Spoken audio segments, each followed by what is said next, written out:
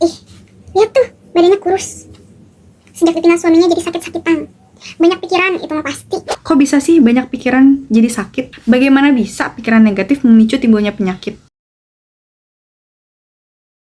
Dasarnya, sebagai manusia, kita ini lebih reaktif sama negative things. Namun, kita juga bisa mengontrolnya kok. Ngomong-ngomong banyak pikiran, seringkali kita sebagai manusia hanya merespon pikiran kita sendiri loh, bukan kejadian sebenarnya. Pertama kali nih, saat informasi masuk melalui indera, otak kita itu memfilter informasi melalui 3 proses. Delesi, distorsi, generalisasi. Delesi, ketika sebagian informasi itu di-delete, yang disimpan hanyalah informasi penting atau yang berkesan aja. 6 tahun sekolah SD, kita pasti punya memori yang berkesan yang masih kita ingat sampai hari ini.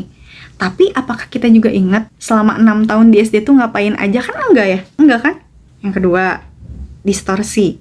Ketika informasi diterima, kita menghubungkannya dengan hal lain yang sebenarnya enggak berhubungan. Ketika kita bertemu teman lama misalnya tuh, kemudian dia tuh kok enggak nyapa gitu ya. Terus kita mikir Kayaknya dia mau musuhan aja deh sama aku. enggak. Sebenarnya kan enggak gitu ya. Bisa aja ya dia lagi banyak pikiran, lagi ya enggak tahu kan kita. Yang ketiga, generalisasi. Ketika kita mendapati 2 atau 3 kegagalan dalam waktu berdekatan, kita menyimpulkan bahwa saya orang yang selalu gagal. Padahal kan enggak selalu ya. Hanya saja saat itu kita fokus sama kegagalan kita terlalu fokus sama kegagalan kita gitu kan.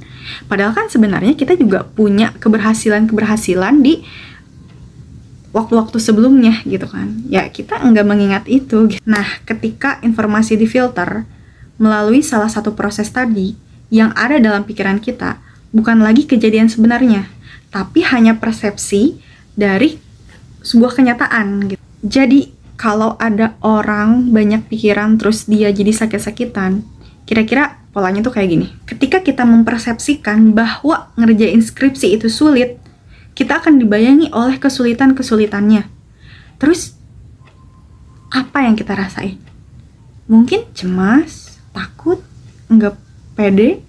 Terus nih, makin kita pikirin, Ih, gimana ya kalau dosen pengujinya killer? Gimana kalau nggak lulus? Pasti nambah lagi biaya, nyusahin ortu lagi, ketinggalan sama teman-teman yang lain.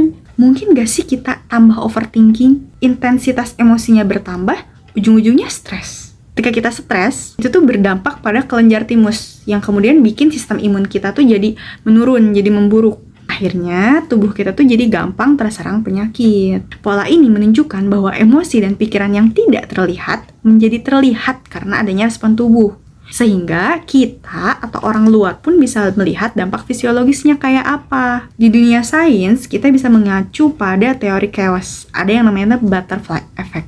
Lebih jelasnya, Dawkins dalam bukunya menjelaskan hukum ketergantungan sensitif terhadap kondisi awal yang diturunkan dari sains dinamika nonlinear dan matematikanya. Variasi yang sangat kecil sekalipun dalam sebuah pola input akhirnya bisa menghasilkan output yang signifikan. Ini karena pengulangan variasi kecil dari waktu ke waktu membawa pengaruh besar yang mempengaruhi seluruh sistem dan membentuk suatu pola energi baru berkembang.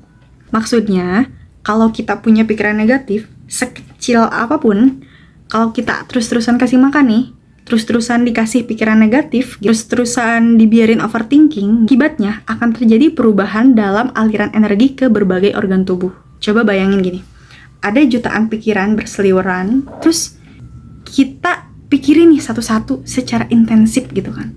Apakah tubuh kita bakal baik-baik aja? Enggak kan? Jadi, mari kita mulai menata pikiran kita. Tanya sama diri kita sendiri, apakah hari ini kita udah berpikir hal-hal yang baik?